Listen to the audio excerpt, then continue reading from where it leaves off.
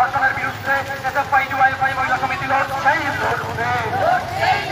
এই ধর্ষণের মদতকারী সরকার, এই ধর্ষকদের আড়ালকারী সরকার, ইনকলাব জিন্দাবাদ, এসএফআই ডিওয়াইএফআই মহিলা সমিতি জিন্দাবাদ।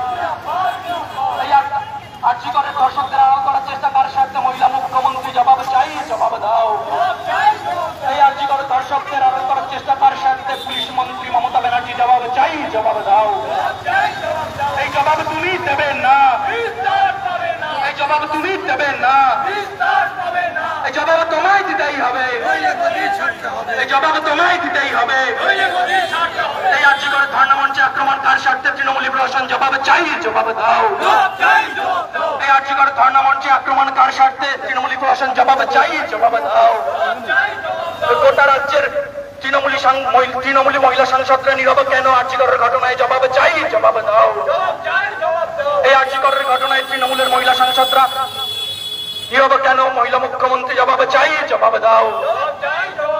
ইনকলাব জিন্দাবাদ, এসএফআই ডিওয়াইএফআই মহিলা সমিতি জিন্দাবাদ। ইনকলাব জিন্দাবাদ, ইনকলাব জিন্দাবাদ। এই ছাত্র যুব মহল ঐক্য জিন্দাবাদ, এই ছাত্র যুব মহল ঐক্য জিন্দাবাদ। এই ধর্ষণকারীর বিরুদ্ধে আমাদের এই সংগ্রাম চলছে, চলবে। এই ধর্ষণকারীর বিরুদ্ধে আমাদের এই লড়াই চলছে, চলবে। এই ধর্ষণে আড়াল করা হচ্ছে কেন? মুখ্যমন্ত্রী জবাব দাও। এই রাজ্যে করে ধর্ষণে আড়াল করা হচ্ছে কেন? মুখ্যমন্ত্রী জবাব দাও। এই আর্থিক কাণ্ডে মহিলা সাংসদ নিয়োগ কেন? জবাব চাই, জবাব দাও। এই আর্থিক কাণ্ডে মহিলা সাংসদ নিয়োগ কেন? জবাব চাই, জবাব দাও। ওই আর্থিকের প্রিন্সিপাল সন্দীপ ঘোষের বুকের পাথর ভেঙে দাও, পুড়িয়ে দাও। ওই আর্থিকের প্রিন্সিপালের সন্দীপ ঘোষের বুকের পাথর ভেঙে দাও, পুড়িয়ে দাও। এই ইনকলাব জিন্দাবাদ, এই ইনকলাব জিন্দাবাদ। এই ছাত্র যুব মহিলা ঐক্য জিন্দাবাদ, দিকে দিকে ছাত্র যুব মহিলা ঐক্য দিচ্ছে না। এই আর্থিকের কাণ্ডে অবিলম্বে মুখ্যমন্ত্রীকে পদত্যাগ করতে হবে। এই আর্থিকের কাণ্ডে অবিলম্বে মুখ্যমন্ত্রীকে পদত্যাগ করতে হবে। এই মূল ধর্ষণকারীদের আড়াল করা হচ্ছে কেন? মুখ্যমন্ত্রী জবাব দাও। এই আর্থিক কাণ্ডে ধর্ষকদের আড়াল করা হচ্ছে কেন? মুখ্যমন্ত্রী জবাব দাও। ওই আর্থিকের প্রিন্সিপালের বুকের পাঁজর ভেঙে দাও, পুড়িয়ে দাও। ওই আর্থিকের প্রিন্সিপালের বুকের পাঁজর ভেঙে দাও, পুড়িয়ে দাও। এই ইনকলাব জিন্দাবাদ, এই ইনকলাব জিন্দাবাদ। এই ছাত্র যুব মহিলা ঐক্য জিন্দাবাদ, এই ছাত্র যুব মহিলা ঐক্য দিচ্ছে না। এই দিকে দিকে ছাত্র যুব মহিলা ঐক্য দিচ্ছে না। অবিলম্বে আর্যিকরের প্রিন্সিপাল সন্দীপ ঘোষের বুকের পাঁজর ভেঙে দাও, পুড়িয়ে দাও। ওই অবিলম্বে আর্যিকরের প্রিন্সিপাল সন্দীপ ঘোষের বুকের পাঁজর ভেঙে দাও, পুড়িয়ে দাও। এই ইনকলাব জিন্দাবাদ, ওই অবিলম্বে ধর্ষকদের আড়াল করা হচ্ছে কেন? মুখ্যমন্ত্রী জবাব দাও। এই ধর্ষকদের আড়াল করা হচ্ছে কেন? মুখ্যমন্ত্রী জবাব দাও। অবিলম্বে মুখ্যমন্ত্রীকে পদত্যাগ করতে হবে, মুখ্যমন্ত্রীকে পদত্যাগ করতে হবে। এই দিকে দিকে আওয়াজ তোলা, মুখ্যমন্ত্রীকে পদত্যাগ করতে হবে। এই জোর বার্তা তোলা ধর্ষকদের সরকার, এই জোর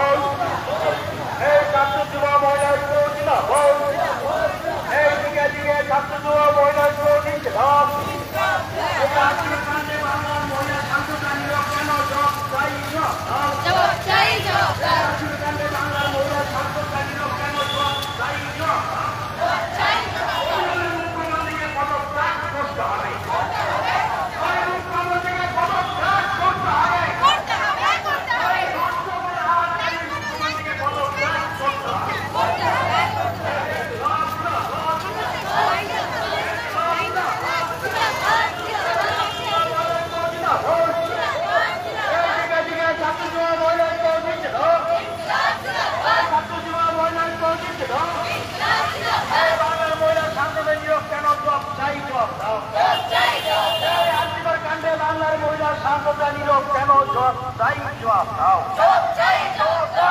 শান্ততা নীরব কেন? জবাব চাই, জবাব দাও। তৃণমূলের সরকার,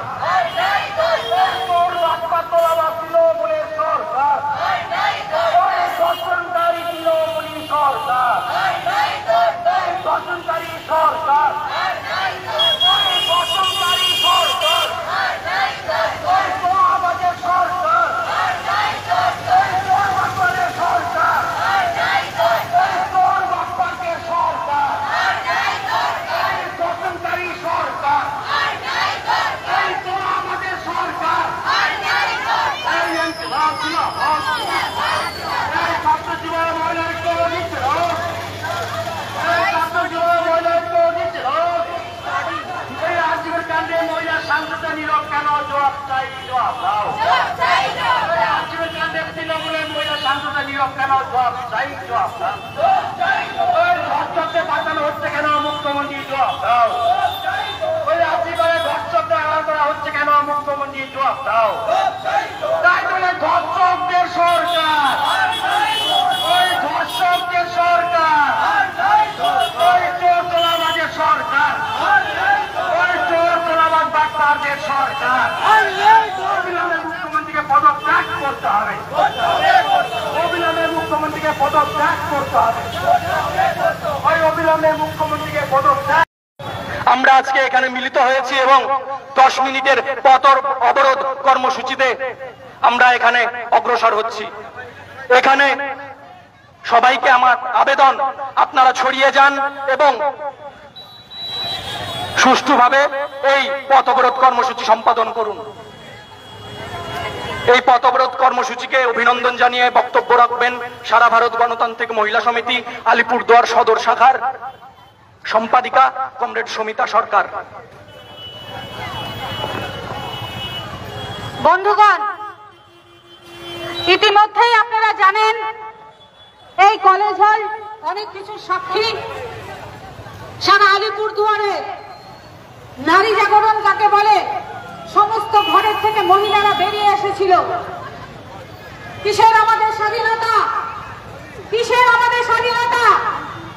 স্বাধীনতা দিবস উদযাপন না করে আমরা ওই মেয়েটির বিচারের জন্য রাস্তায় নেমেছিলাম।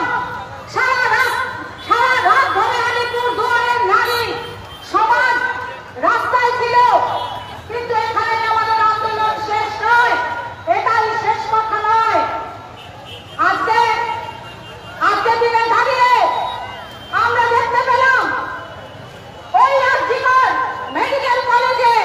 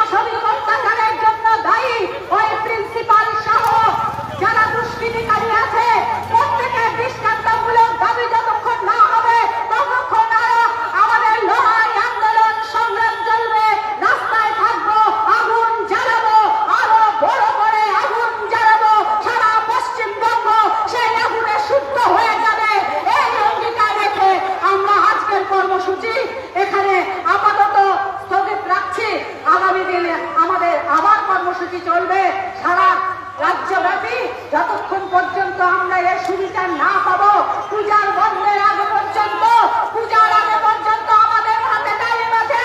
দুর্গা পূজাকে আমরা স্তব্ধ করে দেব। কারে কারে বিদ্যুতের টাকা দেওয়া আমরা স্তব্ধ করে দেব। ক্লাবের কাছে আমরা নিবেদন করব, আবেদন করব, আমার ঘরের মেয়ের যদি বিচার না হয়, কিসের পূজা? ঘরের দুর্গাকে যারা মেরে ফেলে, কিসের পূজা? আমরা আহ্বান জানিয়ে রাখছি আপনাদের কাছে, আপনারা আমাদের সাথে থাকবেন। এই অঙ্গীকার নিয়ে আমরা আজকের কর্মসূচি এখানে শেষ করছি। আমার কথা ব্যানার্জি তো আজকে নিজেই পথে নামলেন, কিছু বলবেন? বলবো না, নাটক ছাড়া কি আপনার মনে হচ্ছে না?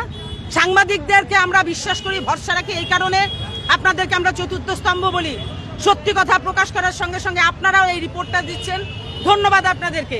এই কারণেই ধন্যবাদ জানাচ্ছি, সঠিক তথ্য প্রকাশিত হোক। এটার পিছনে, এই নাটকবাজির পিছনে চক্রান্ত কাজ করছে না তো? ধামা চাপা দেওয়ার চেষ্টা চলছে না তো? কেন তদন্তের মধ্যে বা মাকে প্রথমে বলা হলো, যিনি বললেন তাকে কি ডাকা হলো? বললে অসুস্থ। তারপরে বলা হলো যে মেয়ে সুইসাইড করেছে।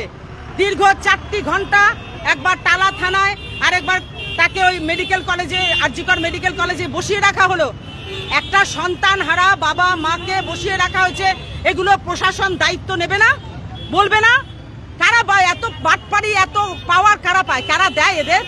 পাবে আমাদের একজন সাধারণ মানুষ এতটা সাহস?